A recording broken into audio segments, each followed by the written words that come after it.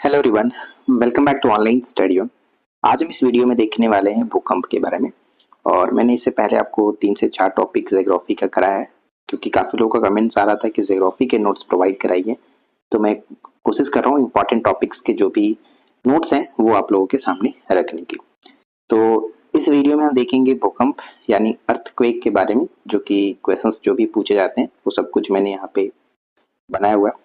तो ज़्यादा समय ना लेते हुए चलिए शुरू कर दें। और सबसे पहले समझते ये हैं कि एक्चुअली में भूकंप क्या है। तो देखिए, भूकंप कह सकते हैं कि पृथ्वी के अंतर्जात और बहिर्जात बलों के कारण ऊर्जा के निष्कासन से तरंगों की उत्पत्ति होती है, जो सभी दिशाओं में फैल करके कंपन उत्पन्न करते हैं। लेकिन इसको आसान शब्दों में आप ये समझ सकते हो कि पृथ्वी की सतह के हिलने या फिर कंपन की प्रक्रिया है, जो मुख्य रूप से भूगर्भीय प्लेटों के हलचल, ज्वालामुखी विस्फोट या फिर भूमिगत विस्फोटों के कारण होती है। और अगर आपसे पूछा जाए ये कि भूकंप का मुख्य कारण क्या है, तो जनरली आपको ध्यान में रखना है कि भूकंप आते क्यों है। तो भूकंप का कारण मुख्य रूप से कि पृथ्वी के टेक्टोनिक प्लेटों में हलचल का कारण होता है। यानी पृथ्वी के जो टेक्टोनिक प्लेट्स हैं उनमें हलचल होने के कारण ये भूकंप आते हैं।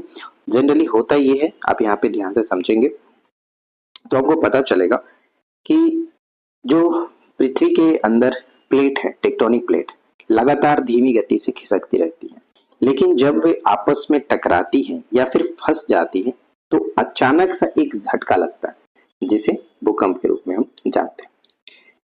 यहाँ से ज्यादातर जो प्रश्न पूछे जाते हैं वो है अधिकेंद्र, जिसे हम लोग इपी सेंटर के नाम से जानते हैं, और वो क्या है वो भी हम देख लेते हैं।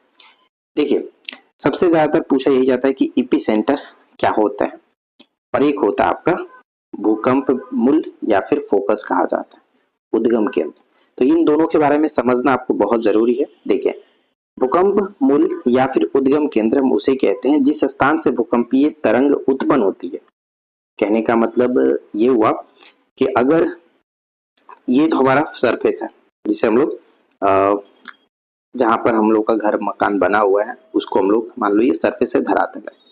तो यहाँ पर एक बिंदु मान लेते हैं, मतलब ये हमारा हो गया अपना बिहार में एक जगह हो गया पटना, पटना राजधानी, पटना जंक्शन मान के चलो। और इसके नीचे भूकंप उत्पन्न होता है।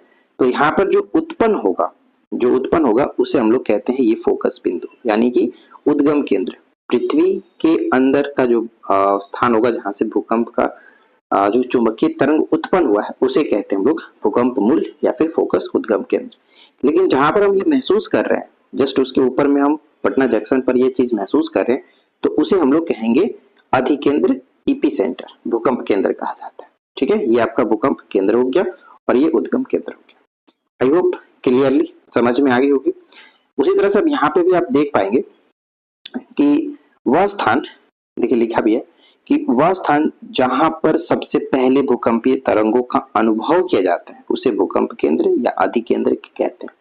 ठीक है, और मैंने एक मैप के थ्रू भी बताने की कोशिश की है, बनाया है। जैसे कि ये हमारा धरातल हो गया, ठीक है, जहां पर ये हमारा मकान वगैरह बना हुआ है, और नीचे उसका जस्ट उद्गम केंद्र, यानी अगर पृथ्वी के इस जगह पर भूकंपीय तरंगे उत्पन्न होती है तो ये उद्गम केंद्र हो गया, और ऊपर में जहां पर हमें महसूस होगा वो अधिकेंद्र हो गया, जहां महसूस करते हैं और जहां से सबसे पहले उत्पन्न होती है पृथ्वी के धरातल के नीचे। तो फोकस और एपिसेंटर में कंफ्यूजन नहीं रहना है, और ज्यादातर यही प्रश्न पूछा जाता है यहाँ से, तो ध्यान में रखेंगे। अब यहाँ पे आपको एक चीज और ध्यान रखना है कि जो भूकंप तरंगे होती हैं, जो इनकी तीव्रता होती है, भूकंप लिखित सिस्मो यंत्र से मापा जाता है। सिस्मोग्राफ यंत्र होता है, इससे मापा जाता है। ध्यान रखिए, 3 प्रकार के स्केल होते हैं जिसे हम लोग रिक्टर स्केल के नाम से ज्यादातर जानते हैं। एक होता है मर्केली स्केल, दूसरा होता है रॉसी फेरल स्केल। ठीक है, ये 3 प्रकार के स्केल है।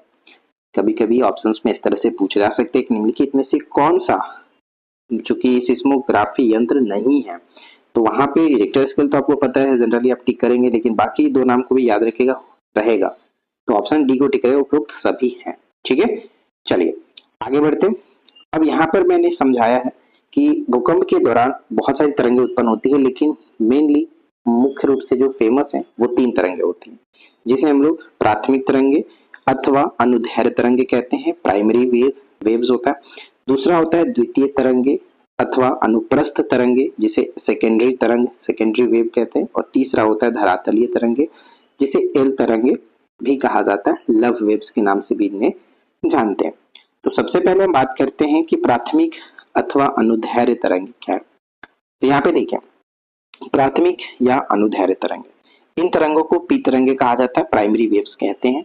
प्राथमिक तरंगे ध्वनि तरंगों की भांति कार्य करता है, ध्वनि तरंगों की भांति कार्य करता है, और ध्वनि एक प्रकार का अनुदैर्घ्य तरंग है, इसलिए अनुदैर्घ्य तरंग भी कहते हैं।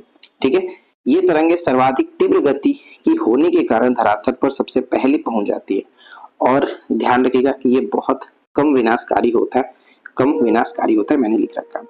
और जो प्राथमिक तरंगे होती है, ये तीनों माध्यमों में चलता है, यानी ठोस के साथ साथ तरल और गैसीय माध्यमों से भी गुजर सकती है। ठीक है, तो बस इतना ही इसमें ध्यान रखना था, ज्यादातर कुछ एक्स्ट्रा चीजें हमने इंक्लूड नहीं किया है, जो काम की चीजें है वही आपको नोट्स में प्रोवाइड करा दिया। सेकेंड आता है द्वितीयक अथवा अनुप्रस्थ तरंगे। अब इसमें क्या होता है, जिसे हम लोग सेकेंडरी वेव के नाम से जानते हैं, इस तरंग भी कह सकते हो, प्रकाश तरंगों की भांति कार्य करता है। प्रकाश एक प्रकार का अनुप्रस्थ तरंग है, तो इसलिए अनुप्रस्थ। मैंने आपको कई बार बताया कि देखिए, अनुप्रस्थ प्रकाश में प्र है, अनु में, अनुप्रस्थ में भी प्र है, तो प्रकाश होगा। अनुदैर्घ्य में ध है और ध्वनि में भी ध है, तो अनुदैर्घ्य हो जाता है। ठीक है, ध्वनि अनुदैर्घ्य, प्रकाश प्रस्थ। तो यहाँ से क्लियर हो गया कि प्रकाश तरंगों की भांति कार्य करता है कौन, तो द्वितीयक तरंगे, यानी कि आपका सेकेंडरी वेव, अनुप्रस्थ तरंगे, और ये केवल और केवल ठोस माध्यम में विचरण करती है। अब याद कैसे रखेंगे, देखिए एस होता है सेकेंडरी वेव, एस का मतलब सेकेंडरी वेव, और एस का मतलब भी सॉलिड होता है, सिर्फ और सिर्फ सॉलिड में गमन करेगा, इसे सभी माध्यमों में नहीं गुजरती है। ठीक है, अब यहाँ पे पढ़ेंगे कि इनका कंपन क्षैतिज यानी साइड टू साइड और ऊर्ध्वाधर अप एंड डाउन दोनों हो सकता है, जिससे इमारतें और संरचनाएं अधिक क्षतिग्रस्त होती है। यानी एक तरह से देखेंगे तो ये अधिक विनाशकारी होती है प्राइमरी वेव की तुलना में। ठीक है, यानी कि प्राथमिक जो तरंगे होती है उसकी तुलना में ये ज्यादा विनाशकारी होती है, लेकिन सबसे ज्यादा विनाशकारी कौन होता है, वो होता है एल तरंगे, जो कि हम आगे देखने वाले हैं। यहाँ पे आप देखेंगे धरातलीय तरंगे, इसमें क्लियरली मेंशन किया गया कि इन तरंगों को एल तरंग भी कहा जाता है। एल तरंग इसलिए कहा जाता है क्योंकि इसकी खोज एच.डी. लव ने की थी, इसलिए कभी कभी इसे लव वेव्स के नाम से भी जानते हैं। ध्यान रखिएगा, इसे लंबी तरंगों के नाम से भी पुकारा जाता है, लंबी तरंगों के नाम से पुकारा जाता है। इसे एक और नाम दिया गया आर वेव्स, यानी रे लाइट्स वेव। ठीक है, रे लाइट्स वेव के नाम से भी जानते हैं। तो इसके कई सारे नाम हो जाते हैं, एल तरंगे, लव वेव्स, लंबी तरंगे, आर वेव्स हो जाता है, यानी रे लाइट्स वेव। तो ये अलग अलग नामों से जाना जाता है। साथ ही साथ ये याद रखिए कि ये तीनों माध्यमों से भी गुजर सकता है। जिस तरह से जो प्राइमरी वेव्स था वो भी सभी माध्यमों से गुजरता है, उसी तरह से धरातलीय तरंग भी सभी माध्यमों से गुजरता है। सिर्फ और सिर्फ सेकेंडरी जो वेव है, यानी कि जो हमारा द्वितीयक तरंगे है, वो सिर्फ और सिर्फ सॉलिड से गुजरता है। ठीक है, चलिए आगे देखते हैं। सतह के समानांतर गति करती है और सबसे अधिक विनाशकारी ये होता है, सबसे अधिक विनाशकारी होता है। और इसकी विशेषताओं की बात करें तो खास करके इसमें दो चीज ध्यान में रखना आपको, कि केवल पृथ्वी के ऊपरी भाग को ही प्रभावित करता है, पृथ्वी के ऊपरी भाग को प्रभावित करता है, और इसकी चाल जो होता है वो 1.5 से 3 किलोमीटर प्रति सेकंड होता है, 1.5 से 3 किलोमीटर प्रति सेकंड होता है। अब दो नोट्स है जहां से हमेशा क्वेश्चंस बनते हैं, इन दोनों नोट्स को अच्छे से याद रख लेना। समान भूकंपीय तीव्रता वाले स्थानों को मिलाने वाली रेखा को समभूकंपीय रेखा कहते हैं। ठीक है, समभूकंपीय रेखा कहा जाता है, यानी समान भूकंपीय तीव्रता वाले स्थानों को मिलाने वाली रेखा। अब कहने का मतलब ये हुआ कि दो स्थान है, एक मान के चलो कि कोलकाता हो गया और एक पटना हो गया, तो दोनों जगहों पर समान तीव्रता वाली अगर भूकंप आई हुई है तो उन दोनों को मिलाने वाली जो काल्पनिक रेखा होगी उसे समभूकंपीय रेखा कहते हैं। उसी तरह से एक ही समय पर आने वाली भूकंपीय तरंगों को मिलाने वाली जो रेखा होगी उसे होमोसिस्मल लाइन कहते हैं, होमोसिस्मल लाइन कहा जाता है। यानी एक ही समय पर अगर दो क्षेत्रों पर भूकंप आया हुआ है तो उन दोनों क्षेत्रों को मिलाने वाली जो काल्पनिक रेखा होगी उसे होमोसिस्मल के नाम से जानते हैं। तो कुल मिलाकर के देखा जाए तो हमारे पास भूकंप से रिलेटेड इतने सारे पॉइंट्स थे जो आपको जानने चाहिए एग्जाम्स के लिए। मोटा मोटी मैंने हर वो चीज कवर कर लिया है जो आपके पेपर में पूछा जाता है।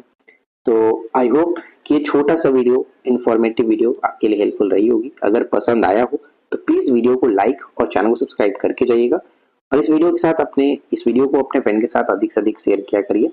मिलते हैं नेक्स्ट वीडियो में नए टॉपिक के साथ। Thanks for watching, keep learning, have a good day.